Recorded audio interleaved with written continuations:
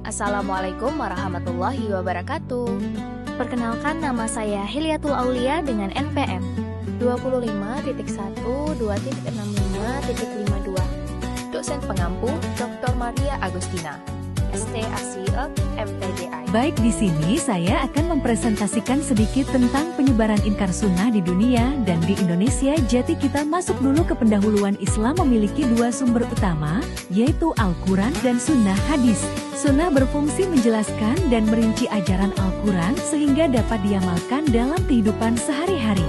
Namun dalam sejarah Islam muncul kelompok yang menolak kedudukan sunnah sebagai sumber hukum Islam. Kelompok tersebut dikenal dengan nama inkar sunnah. Selanjutnya itu pengertian inkar sunnah.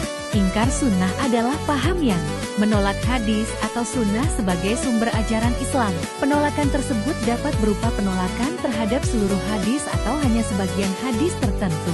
Padahal sunnah memiliki fungsi penting sebagai penjelas Al-Quran, terutama dalam tata cara ibadah seperti syahadat, zakat, puasa, dan haji. Penyebaran inkar sunnah di Indonesia. Paham inkar sunnah mulai muncul secara terbuka di Indonesia sekitar tahun 1981 sampai 1983.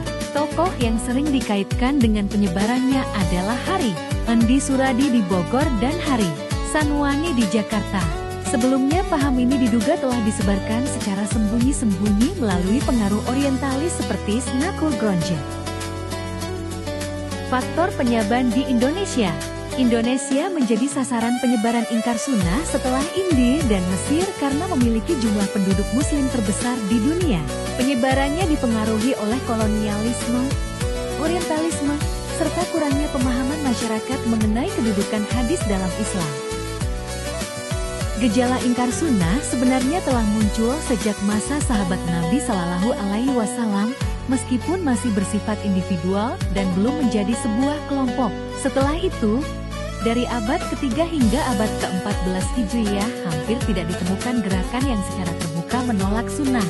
Namun, pada abad ke-14 Hijriyah, paham inkar sunnah muncul kembali dengan corak yang berbeda dari masa klasik. Perkembangannya banyak dipengaruhi oleh orientalisme dan kolonialisme yang berusaha melemahkan dunia Islam.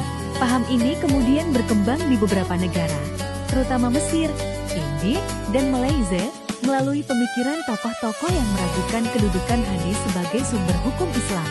Kesimpulan, sunnah merupakan sumber ajaran Islam setelah Al-Quran yang berfungsi menjelaskan dan merinci hukum-hukum yang terdapat dalam Al-Quran. Paham inkar sunnah adalah paham yang menolak hadis atau sunnah sebagai sumber ajaran Islam, baik sebagian maupun seluruhnya. Paham ini telah muncul sejak masa awal Islam dan berkembang kembali pada era modern di beberapa negara seperti Mesir, India, Malaysia, dan Indonesia. Penyebarannya dipengaruhi oleh orientalisme, kolonialisme, serta berbagai media dakwah dan tulisan. Oleh karena itu, pemahaman yang benar tentang kedudukan sunnah sangat penting agar umat Islam dapat memahami dan mengamalkan ajaran Islam secara utuh. Terima kasih atau